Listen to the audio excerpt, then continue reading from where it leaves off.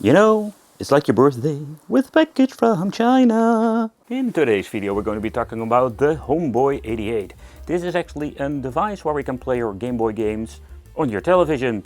I thought it was pretty cool, and you know, it comes with two different variations. We're having the orange and the purple one. The purple color, I must say personally, that feels more like authentic, like original one, because that was originally my first Game Boy Advance had this option too. I do realize something now, is like I don't know what is going on with this. Oh, okay, is this like leaking or something going wrong on the inside? Nevertheless, let's take a close look at it. So when it comes to the overall information on the box, it comes with a controller, and we only having AV out. So, you know, I think this would be cool to actually connect it to an CRT. But you can also buy this one without a box. It's a little bit cheaper, but I just want to have the box, of course, because it's so much more fun to check it out here on the channel. So when it comes to the overall build quality, that is one of the things I also really wonder, is like what's going on with that.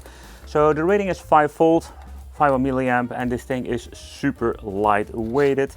We're having the on-off switch reset over here. So we're having one connection at the front, and this is going to be one for an old school connector. And it's going to be like a Super Famicom. Let's see if an original Famicom controller fits in this. There we go. So it's kind of cool. We can play with an original Super NES controller. We're going to be trying that, of course. So the controller that comes with it is not super bad. We have seen it before with some of those clone systems. It does have like shoulder buttons, everything. And the overall feel, I can never really tell you, even through the plastic, the D-pad. Yeah, so that's not going to be super great. But moving on, later on, we're going to be checking it out if there's going to be an overall fun experience. So we're going to be having the manual over here. I think it's not even in English. Nope, not at all. And in here we're going to be having the Homeboy 88, and this is like some beach ball. What the heck? Homeboy 88. Would this thing have like built-in games? Okay. With your Cool Baby. Oh man. I think this thing even has some built-in games. So connectivity, we're going to be having a micro USB over here. Old school AV out. There's no HDMI. So unfortunately, it would be cool to have like for RGB out or something like that, but that is not the case over here. So later on, I think it's going to be fun to actually like tear this thing down. But for now, let's see what we're getting in here. We're going to be having all of the necessary cabling. We're just going to be having a simple power brick, 5 volt. So if this thing gets a little breakdown, you can just get yourself a new one. A micro USB cable and the AV out cable. But let's hook it up and let's see what we can do. So let's play some Pokemon on the big screen with the authentic original classic games. We very briefly checked out the controller inside of the plastic. That's not, of course, the way we're going to be doing it.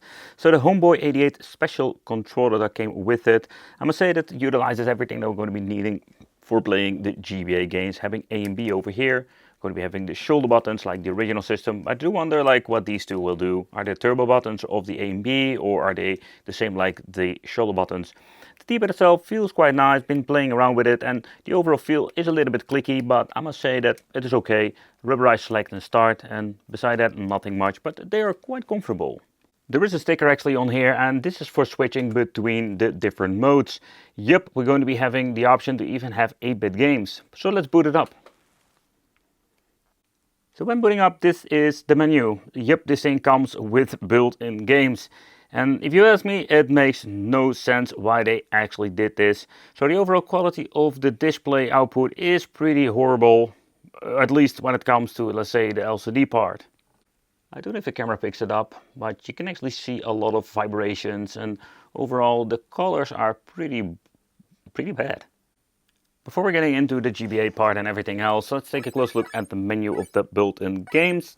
So I think there are not like licensed games whatsoever. We're having all kinds of weird things. We have Bomb King, Falling Fruit. We have seen the crap on, I think it was the crap on, how they called it, like those mini arcade machines. Falling Fruit. Yeah, stuff like that. Yep. But the weird thing is, oh wait, I was thinking I cannot even move the freaking cursor, but that's not the point. We change to the certain food versions, that's it. And that's the crap that's on here. If you're going to be pressing the button at the side, it's not going to be the reset button because this thing doesn't have a reset. This other one is just for switching. But if you're going to be pushing it, you can actually see it goes back to the main menu. Final Fighter, and absolutely these are these like horrible cheap games.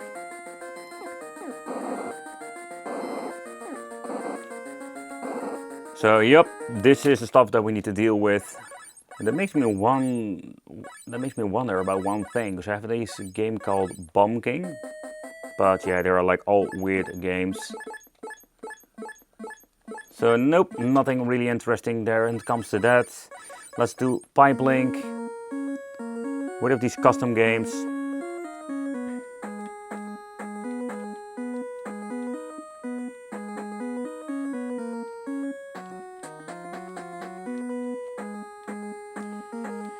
Oh man, oh boy.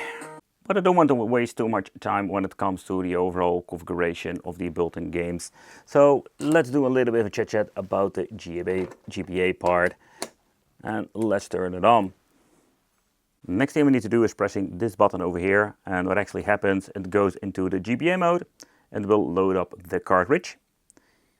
And it seems to be there's some weird emulation situation going on. But now it's actually booted up. But the overall image quality is really, really bad. But also, I must say that I'm really a bit disappointed. If you're looking at the full picture, you can see that the overall colors are a little bit faded out, but also we have this very strange black bar at the side. I'm still using a non-widescreen monitor, but if you're going to be using a widescreen monitor, it's going to be all stretched out like crazy. But also the audio sounds a little bit dim, mono. But let's get in some gameplay. Wait, we have some stuff already pre-installed of the previous owners. Dion. But let's see how this actually works out. Okay, we're having A over here. Let's go with the training. Select your cup. Bronze cup. It is kind of cool that it can actually play this. And let's choose our character itself.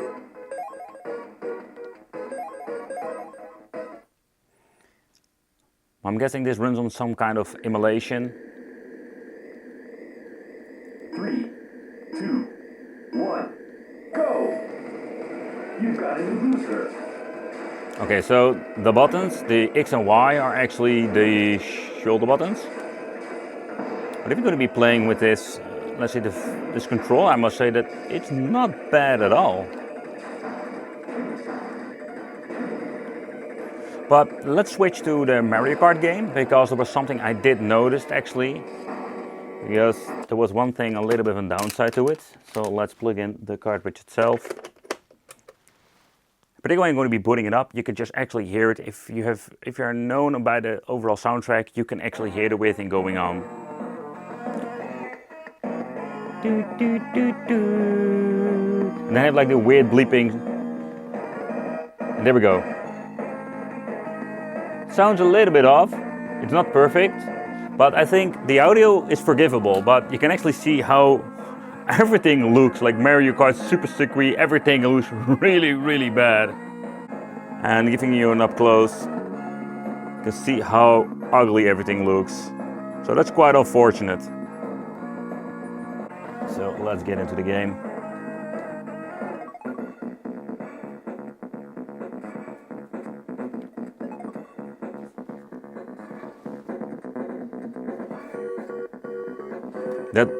The bleeping sound, that beep beep beep, that is not normal. So, you know, we're still using some really basic AV out, so that's maybe one of the reasons that they're having this horrible situation.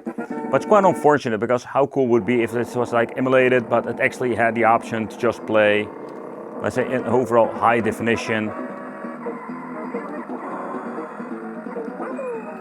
All the weird sound effects.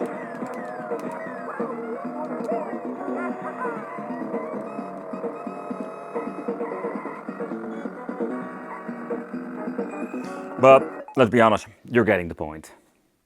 What is kind of a weird situation is that when you're going to be putting in the Easy Flash, because it does actually boot up.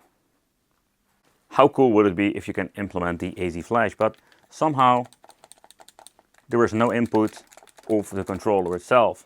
So what I was thinking, I was like, hey, you know what? Maybe that's to do with the controller. Let's plug in my original one over here. The original Super Famicom, or Super Nintendo in this case. Where the controller is compatible, I tried it all before, but it doesn't do anything with the flash cards. So flash cards are a no-go. But then we're going to be having multi-game cards. Does it actually play those? But let's then get into the Doom. Everything works like it's supposed to be. And you know, I just wanted to check it out. So multi-game card seems to be working. So if you have like a really cool multi-game card, you can actually use it on the device like this. So that's not going to be an issue.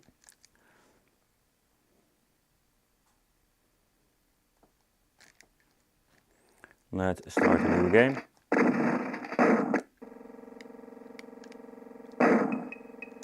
I don't know if that sound is normal.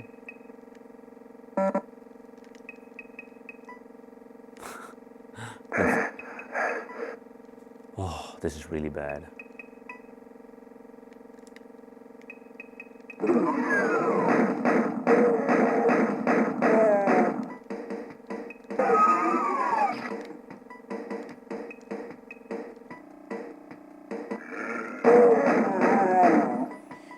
But there was another thing I wanted to check out. Original games. How will they work? Will they even work? And I think here comes the biggest disappointment. Yep. Here again, you know what I'm going to be saying. So it will get into the loading, but that's it. So that makes me wonder, it's like, why is this? Is this just the emulator, the software itself, that is not compatible at all? But it's a little bit of a bummer. How cool would it be if you have like this device that can actually play Game Boy Classic? And nope, it doesn't matter what I'm going to be slapping on there, like having Tetris DX. Giving the loading screen again, but so far it doesn't do anything. So I just double checked with color games. Let's check out Pokemon Blue. With a different Game Boy game, maybe because we're having filthy game pins, you never know. But none of them seems to be working. So this thing is only made for playing GBA games. So that is a little bit of a big bummer. Because I think if you have like the backwards compatible with all the Game Boy games, we had like a really cool, fun overall thing or solution in that case. Okay, so don't mind the black and white screen. This has to do because my Pulse CRT cannot accept. And this is one of the things I absolutely need to upgrade in my studio, to have like a compact mini TV that supports all regions. So, but I just wanted to actually see how the overall screen looks. It's quite unfortunate we cannot see the overall, let's say, quality of the colors. But I can already tell you that this...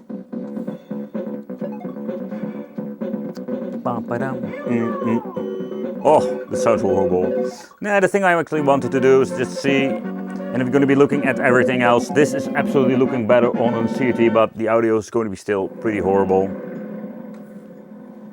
What the heck?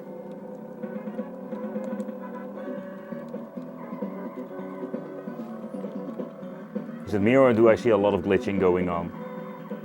But I just wanted to see how the overall image looks, and let's be honest, this is like really bad overall AV output, maybe the worst signal you can actually have. And on CRT, it's going to be looking a little bit better, but in the end, it doesn't matter, because the signal really sucks. So here on the channel, I love to rip stuff apart. So let's take a close look at what's inside of this. Get all of the screws out, that's always like the biggest challenge. Yeah, is everything loose? There's still one stuck somehow. There's something, oh, there we go. Quality pass, we don't give a crap. There was still one Parker in here. Let it go. And let's see what the overall quality is, because this is really interesting. Let's remove all the Parkers. Let's be very gentle with this, because you never know what you're going to be ripping and tearing. This is what I mean. They did use a lot of hot glue, but you know, it already starts over here when it comes to the LED. They just left the LED as it is, did some crazy hot glue, and that's it. Put it on this PCB over here. That makes me wonder, like, when is this PCB actually produced? So this is already a little bit of older product. This is made in 2018, this PCB over here. Ribbon cable goes in here. They implemented all of the, let's say, functions, having reset, power. This is actually, it's interesting, the cartridge slot. Up close at the side. That's actually how they made that. Okay.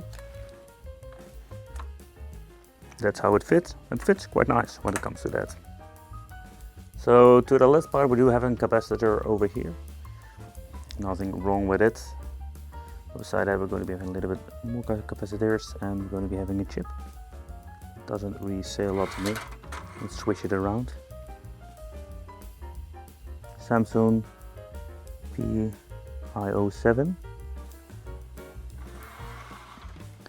Let's see when this is actually produced. 2020, so that's kind of interesting. Some parts are 2008 and some 2020, so I'm guessing that maybe did some upgrading. Now let's take a close look at the other side. The first chip is the ESMT, and over here we're having the second chip. I'm guessing one is for the GBA part and the other one is going to be for the 8-bit part, where there is one massive black blob for the information regarding the games, I'm guessing. However, this is what's actually going on the back over here of the PCB of the Game Boy Advance cartridge. They can just stick in there. I wanted to just stick it in here like whoopee. The Homeboy had so much potential when it comes for playing old school games. How cool how it would be if you can have every single game playable from the original Game Boy to all the way to the GBA. It had like an insanely massive library of games you can play, but it comes with a lot of limitations, and also when it comes to the overall quality, I am a little bit disappointed when it comes to the signal output. Let me know in the comments what do you think. Thank you for watching, and I hope this video helped out, and it would be great to see you in the next video.